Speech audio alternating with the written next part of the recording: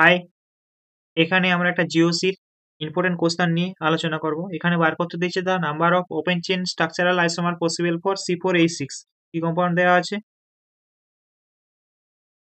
C4H6 open chain structural isomer বার করতে দিয়েছে। তাহলে আমরা ডবল বন্ড ইকুইভ্যালেন্ট বার করব।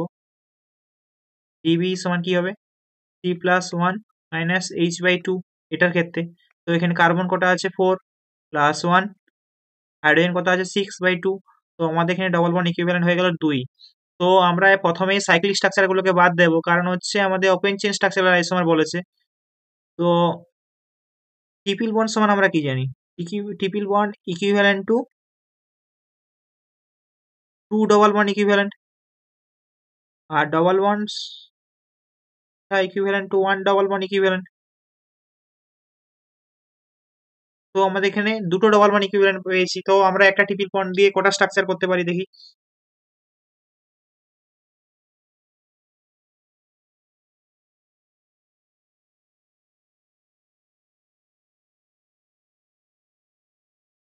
তো এটা একটা C4H6 এর স্ট্রাকচার হলো।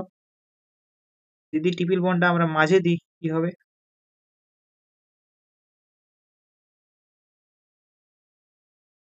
এটা দুটো স্ট্রাকচার হলো।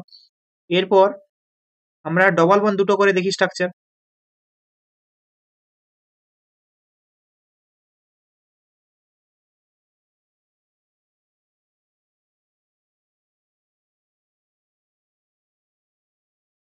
আর কি হতে পারে? যদি ডবল বন্ড দুটো কনজিগেটিভ ডবল বন্ড দুটো থাকে, তাহলে সেটা হচ্ছে এলিন সিস্টেম। এলিন সিস্টেম পসিবল হতে পারে এখানে।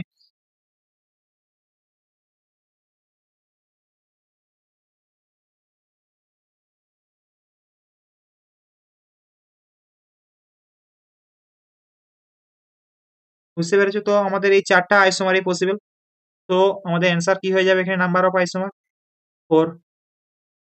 বুঝতে পেরেছো? Thank you.